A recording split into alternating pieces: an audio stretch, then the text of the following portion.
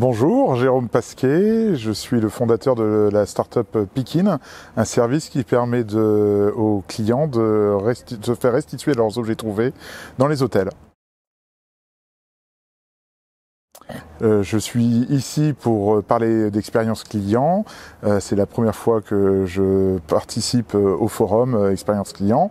J'en avais entendu parler par l'intermédiaire de Patrick Giraudon, que je connais bien et qui m'avait dit si tu peux intervenir pour expliquer le cas de ton expérience client avec ta solution dans l'hôtellerie. Pourquoi on a adressé ce marché de l'hôtellerie? Parce que vous avez les transports. Dans les transports, c'est des objets anonymes.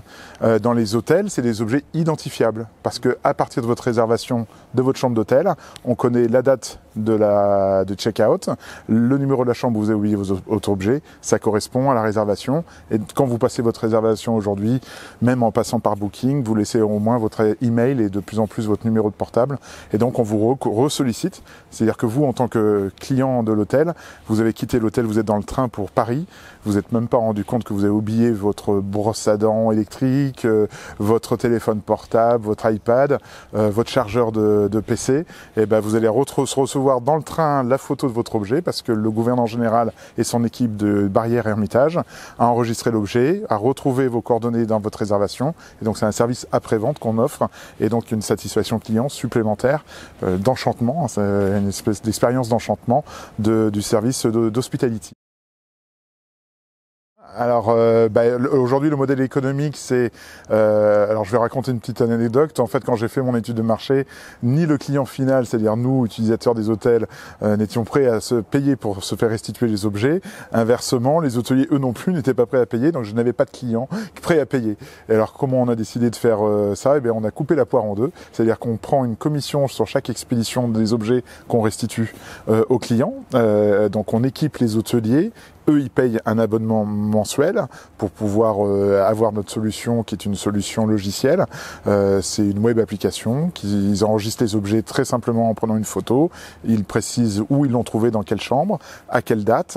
À partir de là, ils vont le stocker parce qu'ils ont une obligation légale de le conserver pendant 1 an.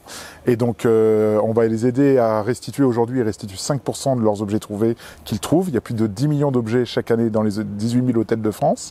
Et donc, nous, on va leur permettre de passer de 5% à 50% de restitution grâce à notre application, le packaging qu'on leur met à disposition. Nous, on vient du e-commerce et on a mis à disposition des hôteliers les meilleures pratiques du e-commerce pour que eux puissent renvoyer les objets, les restituer sur place. Ou alors vous, quand vous avez été notifié, vous allez pouvoir dire non, je n'ai pas envie de récupérer cet objet. Ils vont pouvoir le déstocker sans avoir à attendre le délai d'1 an.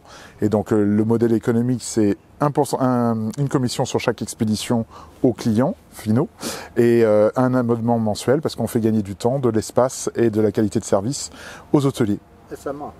Ça marche, on est passé de 100 à 550 hôteliers en France, on a ouvert l'Espagne, le Portugal et on démarre l'Angleterre.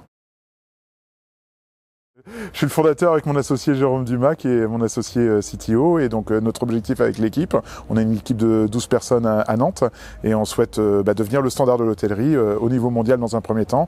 Et il sera encore temps de faire d'autres marchés comme les flottes de voitures de location, comme les transports éventuellement, qui sont un autre marché parce que là on va parler d'objets perdus.